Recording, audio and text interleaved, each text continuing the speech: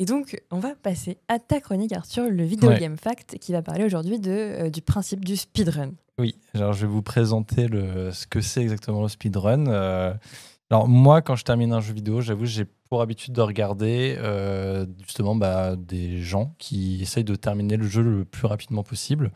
Je me pose la question, comment ça se fait que le joueur américain Wormdog BS il a pu terminer Elden Ring en seulement 3 minutes et 42 secondes alors qu'il m'a fallu autour de 70 heures. Je me pose la question, pourquoi quel est l'intérêt? Comment? Oui, c'est possible. C'est possible. Pourquoi est-ce qu'il existe 48 925 parties de Super Mario 64, dont la dernière date de 6 mois, dans lesquelles les joueurs et les joueuses tentent de battre un record mondial? Pourquoi? Et donc du coup, je vais vous parler donc du speedrun, cette pratique un peu particulière, mais qui est fascinante. C'est un trou de lapin, réellement. Donc, qui consiste à essayer donc de terminer un jeu vidéo le plus vite possible grâce à de nombreuses techniques qui sont des fois un peu même très très farfelues, qui vont même peut-être casser la structure du jeu en elle-même. Et donc, le speedrun, alors, je n'ai pas promis de ne pas en parler, hein, mais désolé, hein, mais comme quoi, c'est au cœur de tout. Mais ça s'est premièrement développé au sein de Doom, voilà, comme quoi. Donc, qui affichait en fait le temps passé par le joueur sur un niveau, ainsi qu'un part-time, donc qui fonctionne comme un temps à battre par le joueur. Ça, c'était un temps qui avait été calculé par John Romero sur chacun des niveaux. Donc ça, c'était un peu une espèce d'incentive pour les joueurs de se dire « Ah tiens, ce temps-là, je vais essayer de le battre ». Et en plus de ça, les joueurs, donc Doom, permettait l'enregistrement de ces parties au sein du jeu. Alors, contrairement à des enregistrements vidéo, en gros, le jeu, il enregistrait plutôt les touches que le joueur il utilisait. Et donc, ça sauvegardait donc, dans un fichier qui était très, très compact et très petit, qu'il pouvait après envoyer. Les autres joueurs l'installaient tout simplement dans un dossier du jeu, et c'était donc l'écran de veille refaisait la partie qui était envoyée. Donc, c'est là où les gens pouvaient voir, en fin de compte, juste la partie était jouée, et c'était juste les touches qui étaient touchées qui étaient jouées automatiquement. Donc ça, c'était super important pour ce développement-là. Et ça a continué donc d'exister avec Quake. Donc c'est une nouvelle mécanique de jeu comme le saut utilisé par les joueurs. Donc, comme on en parlait il y a 2 semaines et la semaine dernière avec le rocket jumping ou le bunny hopping. Et en 97, il y a le joueur Pflug, donc Pflug, qui partage une vidéo qui s'appelle Quake Done Quick, qui élargit encore cette communauté justement donc de speedrunners qui se disent bah moi j'ai envie de faire le record du monde de justement sur Quake, tout ça. Et donc ça s'est un peu élargi sur plein d'autres jeux. Donc il y a plusieurs sites d'hébergement de vidéos de speedrun qui existent. Il y a speeddemosarchive.com. Donc les demos, c'était le nom donné aux vidéos justement donc de Quake et de Doom qui tournaient sur le net. Ou alors on a le plus connu, donc le site speedrun.com. Donc les speedrunners, ils peuvent partager leurs enregistrements sur toutes sortes de jeux grâce à ces sites, dans différentes catégories de speedrun pour potentiellement battre le record du monde. Donc à chaque fois qu'on veut dire, bah moi quand on veut partager du coup un speedrun, on est obligé de fournir du coup une vidéo. C'est très réglementé.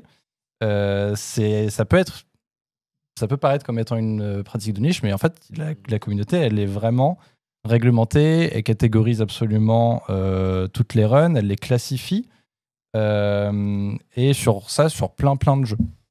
Donc du coup, il y a plusieurs records du monde qui existent sur un même jeu, parce que ça dépend effectivement dans quelle catégorie on se place. Donc, dans les catégories principales qu'on peut retrouver généralement, on a la catégorie du any %, c'est-à-dire donc terminer le jeu de n'importe quelle manière le plus vite possible. Et on a le 100% qui consiste à terminer le jeu, à faire tous les objectifs secondaires, à récupérer tous les items, vraiment le jeu à 100% le plus vite possible. Et après, on a des sous-catégories qui existent avec donc le glitchless, et donc qui consiste à terminer le jeu donc sans l'utilisation de glitch, notamment dans le jeu. après, on a les TAS, donc c'est les Technology Assisted Speedrun, qui consistent à développer un logiciel tiers qui va justement essayer de faire le jeu. Donc, c'est une machine qui fait le jeu pour essayer de voir c'est quoi la meilleure manière, donc techniquement la meilleure route qu'on peut faire. Et donc après, il y a des catégories qui sont un peu farfelues. C'est un peu cocasse quand même. Donc, ils demandent vraiment de terminer le jeu de manière un peu bizarre. On a le jeu Portal qui a une catégorie qui s'appelle le Minecraft %. Donc les joueurs ils doivent terminer le jeu le plus vite possible avec des graphismes en basse résolution qui rappellent du coup le jeu Minecraft. Pourquoi je ne sais pas, mais il y a vraiment un classement de gens qui ont terminé le jeu comme ça. Et il y a aussi la catégorie du No Doors dans Zelda Ocarina of Time qui demande de terminer le jeu, donc Zelda Ocarina of Time, sans ouvrir une seule porte. Voilà, il y en a plein. Portal, il y a aussi une catégorie, c'est la catégorie de l'aéroglisseur. Donc, c'est terminer le jeu sans utiliser de portail, mais de faire spawner des aéroglisseurs pour nous faire traverser les murs. Enfin, c'est très particulier, c'est rigolo et ça tient un peu du mime ou du troll. Presque. Mais moi, alors, autant toutes ces catégories un peu rigolotes, c'est pas le plus intéressant. Moi, ce qui m'intéresse, c'est ce que je trouve un peu fou, c'est que vraiment cette pratique, elle demande parfois en fait, des années d'entraînement. Il y a des joueurs, ils disent, notamment Portal, c'est 14 ans juste d'entraînement, de travail entre joueurs dans la communauté, de se dire voilà comment on fait le jeu, c'est quoi le meilleur chemin à faire, c'est quoi les meilleures techniques à faire, c'est quoi les meilleures techniques par rapport aux catégories à faire, tout ça. Et donc là, on a un guide, je sais pas combien de pages il fait, mais c'est le guide noté, donc qui est partagé par la communauté de Speedrun pour Portal. Et ce qui est cool, c'est que ça permet aussi de faire donc réactualiser certains jeux qui sont sortis depuis plusieurs années, grâce à la découverte notamment de nouvelles techniques. Donc après plusieurs années, il y a des joueurs, ils se disent en fait, ce record-là, je l'ai battu parce que en fait, j'ai réussi à faire le jeu d'une autre manière, à trouver un chemin un peu plus, un peu mieux. Et donc il y a plusieurs studios de jeux qui participent à cette communauté, qui, comme Doom l'a fait en affichant du coup le temps fait par les joueurs et le temps, meilleur temps en tout cas fait par les développeurs. Mais on a aussi donc Super Mario Maker 2 sur Nintendo Switch qui permet en fait, donc le principe du jeu c'est qu'on peut créer des niveaux de Mario, nos propres niveaux, de les partager ensuite directement à travers le jeu et les joueurs quand ils y jouent, le temps est dans un leaderboard, donc dans un classement et donc il y a des classements nationaux, les classements mondiaux. Donc ça, pareil, on gagne des points par rapport au temps qu'on a pu faire, tout ça. Quand on meurt, on voit il y a des petites croix qui s'affichent sur l'écran pour montrer les endroits où les autres personnages et nous-mêmes sommes morts. Donc ça peut être intéressant aussi. Et donc, au-delà de ça, la communauté de speedrunners, elle n'est pas fermée du tout. Et franchement, moi, je vous conseille vraiment même de regarder, parce que des fois, ça peut être intéressant même juste de s'intéresser à ça. Donc, on a plusieurs événements qui sont caritatifs. Où en gros c'est des speedrunners qui vont faire un jeu. Ils sont accompagnés de casteurs ou de casteuses qui vont expliquer, discuter avec les speedrunners. Voilà, là c'est quoi ta technique, comment ça s'est fait, c'est quoi les différents records mondiaux, tout ça. Et donc il y a vraiment cet aspect vraiment très éducatif et d'apprentissage justement d'entrer dans le speedrun.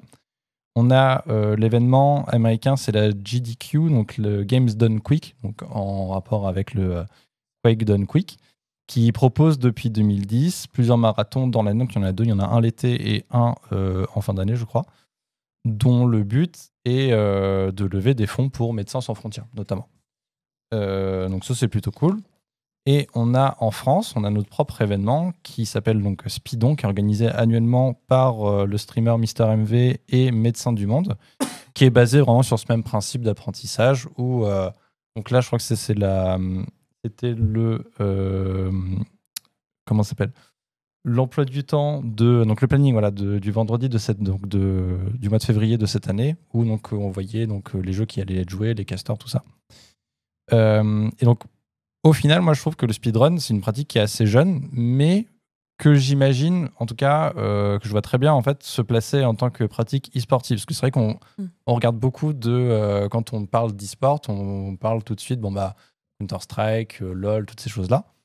Mais moi, je vois bien en fait le speedrun. En tout cas, je vois bien une place du speedrun en fin de compte dans l'e-sport, parce que ça demande en fait des années, des fois de travail. En tout cas, il y a besoin d'avoir une connaissance du terrain, de la structure du jeu, que ce soit juste sa géométrie, mais aussi en fin de compte ses règles internes, de se dire là, si je fais tel truc, je peux casser le jeu et traverser un mur, par exemple. Il y a le rythme et le tempo. Des fois, il y a des techniques.